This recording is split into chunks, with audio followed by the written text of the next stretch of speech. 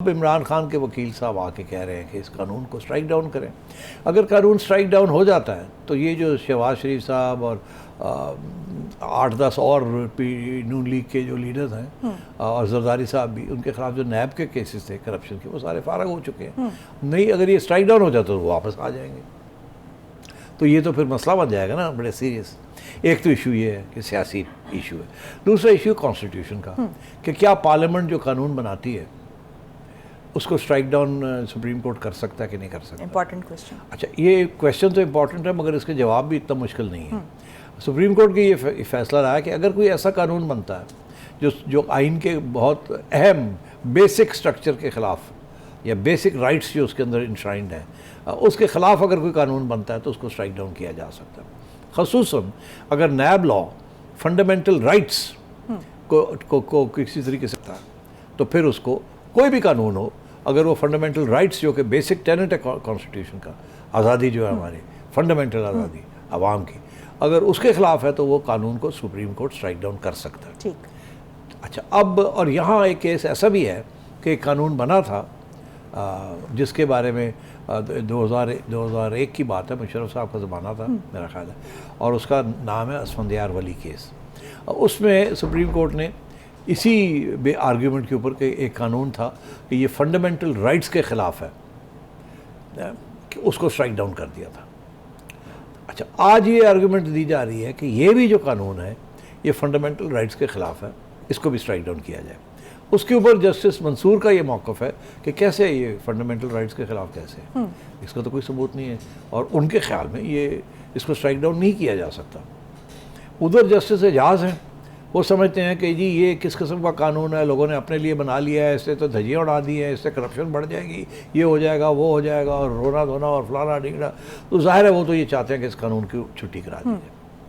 और बीच में बैठे हैं जस्टिस उमर अता बंदयाल, वो कभी एक बात कहते हैं जिससे ऐसे लगता है कि वो पार्लियामेंट की सॉवरेनिटी को मानते हैं कि पार्लियामेंट जो चीज़ करती है उसको अदालतें नहीं चैलेंज करना चाहिए, और फिर कभी कभी ऐसे सवाल भी कर लेते हैं जिसके साथ और भी कन्फ्यूजन हो जाती है कि यार शायद आज से जस्टिस एजाज वल चले गए ने, आज जस्टिस मंसूर वल चले गए ने, और दरमियान में वो खेल रहे हैं।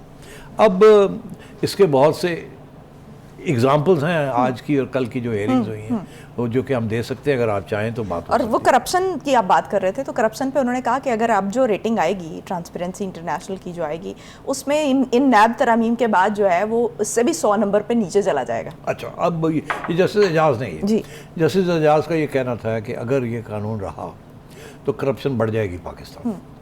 यही वो इमरान खान का भी यही मौक़िफ़ है कि इन्होंने जो करप्शन जो है अब तो बहुत बढ़ेगी बिकॉज इन्होंने अपने आप को माफ़ करा लिया।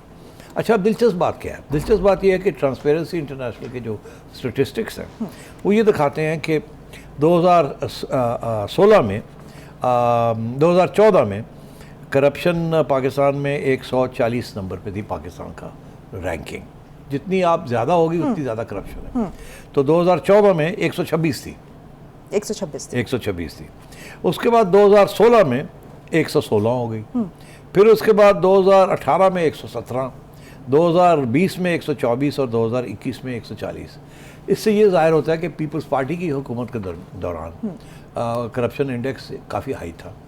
नवाज शरीफ की हुकूमत के दौरान वो 5 साल करप्शन इंडेक्स गिर गया, मतलब करप्शन कम हो गई सिग्निफिकेंटली, यानी 2012 में 139 पे थी। जी हाँ, तो अब 100 खान साहब के ज़माने में 140 पे फिर पहुंच गई।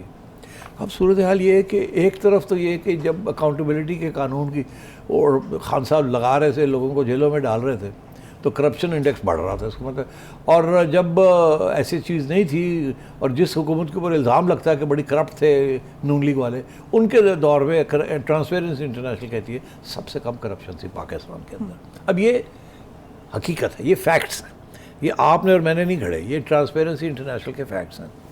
अच्छा, अब अगर ऐसी सूरत हाल है तो ये जज साहब को भी बताना चाहिए कि जज साहब जो हकायक हैं, ये हकीकत है, वो तो ये दिखा रही है कि पीपीपी के ज़माने में करप्शन जो थी वो 139 पे पहुंची हुई थी, और नवाज शरीफ के ज़माने में वो 117, और इमरान खान के ज़माने में 140।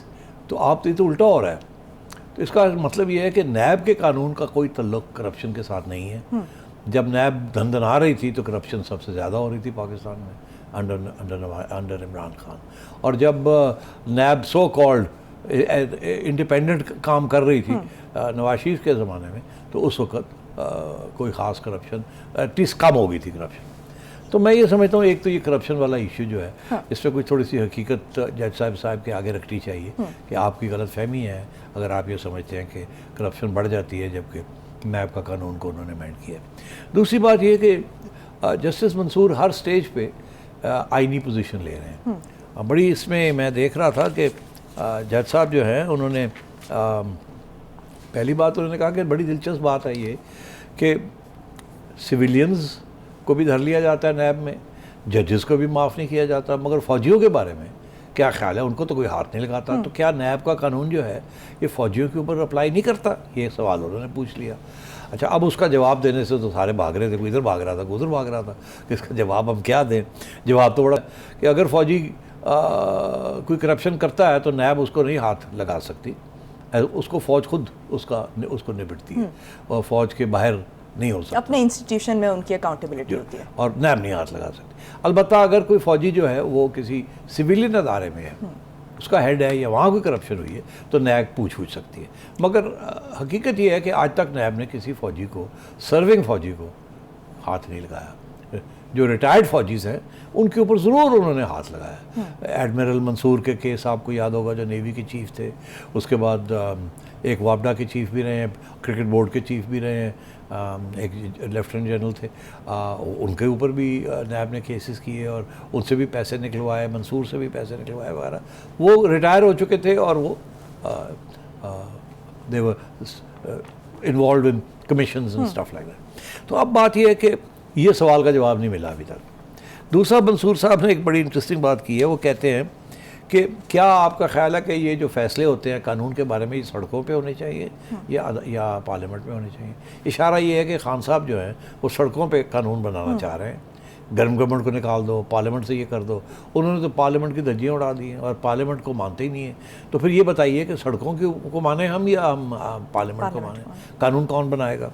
फिर और भी उन्होंने बात कही कि फंडामेंटल राइट्स जो है अगर वो वायलेट नहीं होती तो हमारा कोई हक नहीं है कि हम पार्लियामेंट के कानूनों को स्ट्राइक डाउन करें। अच्छा, तो इस तरीके की बातें भी हो रही हैं। लेकिन जस्टिस एजाजुल हसन ने यह भी कहा है कि जब सिस्टम तबाह हो रहा होगा तो फिर तो अदलिया मुदाखलत करती है ना। अच्छा, अब बात यह है कि तबाह कब होगा, तो फिर फ़ौज भी यही कहती है कि जब सिस्टम तबाह हो रहा हो तो हम मुदाखलत करते हैं। तो बात यह है कि मुदाखलत जो है आइन के आउटसाइड आइन पर तबाह हो रहा हो या ना हो रहा हो आप नहीं कर सकते। आइन बड़ी क्लियर है, ना जज कोई कर सकता है ना जर्नैल को कर सकता है। पार्लियामेंट इज सुप्रीम, तो ये पार्लियामेंट के फैसले हैं, ये आपके फैसले नहीं हैं। तो और आप कौन होते हैं फैसला करने वाले कि मुल्क तबाह हो रहा है? ये तो सियासी जमातें हैं, एक पूरा सिस्टम बना हुआ है, वो फैसला करेंगे। एक बंदा बैठ के एक चैम्बर में कैसे फैसला कर सकता है कि जी पार्लियामेंट तबाह हो रही है? और आजकल तो वैसे ही बड़ी दिलचस्प बात यह है कि सुप्रीम कोर्ट तो काफ़ी अरसे से 12 जजेस के साथ काम कर रहा था, पूरा तो कोर्ट भी नहीं था।